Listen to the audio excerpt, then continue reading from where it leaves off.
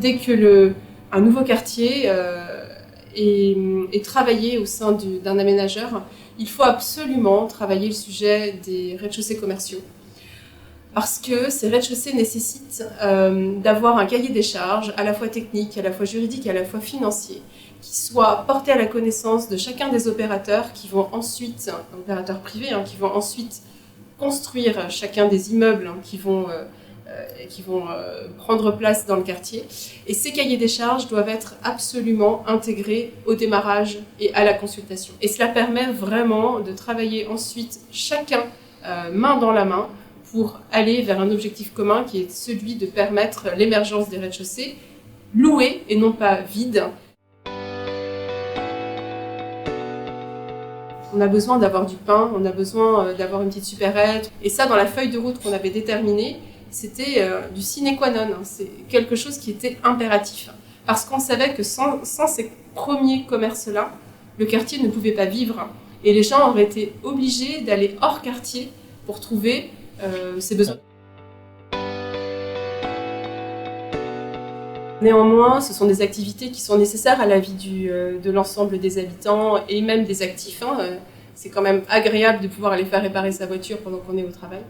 Donc aujourd'hui, le rôle de l'aménageur va être d'intégrer cette programmation dès la conception amont du quartier et de pouvoir à la fois trouver la place en pied d'immeuble au bon endroit pour éviter toutes les nuisances et la coactivité avec les autres usages du quartier, mais aussi pour permettre une péréquation à l'échelle du bilan de l'opérateur privé. Aujourd'hui, la Samoa a mis en place cette politique d'investisseurs privés on a cette péréquation de loyer qui nous permet en fait financièrement d'accepter cette latence de commercialisation et aussi parce que dès l'origine, la Samoa, sur le quartier Prairie-au-Duc, a défini des prix d'acquisition maîtrisés. Donc nous avons eu l'opportunité de pouvoir acheter l'ensemble des pieds d'immeubles à un prix en deçà du prix du marché. En contrepartie, nous avions un engagement de louer les cellules à un prix qui était aussi en deçà du prix du marché, ou de faire des mesures d'accompagnement pour les porteurs de projets, sur des franchises de loyer par exemple, pour leur permettre de faire leurs travaux, ou des montées en charge progressives de loyer.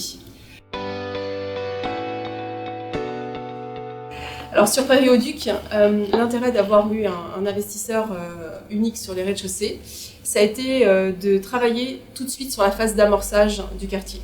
À l'origine, lorsque nous avons acheté nos premiers pieds d'immeubles, il y avait très peu d'habitants. Il y avait 2 immeubles en fait réalisés sur le quartier, donc on n'a pas assez d'habitants pour pouvoir installer les commerces dans un premier temps. Néanmoins, ça n'a pas empêché de faire l'acquisition des premiers rez-de-chaussée avec la mise en place de baux particuliers et de pouvoir louer ces locaux sur des activités transitoires. On a installé par exemple l'école de design avec l'objectif de pouvoir faire muter ce pied d'immeuble au bout de 4-5 ans lorsque le quartier aura complètement atteint une phase de maturité permettant d'accueillir des commerces, on va dire, traditionnels.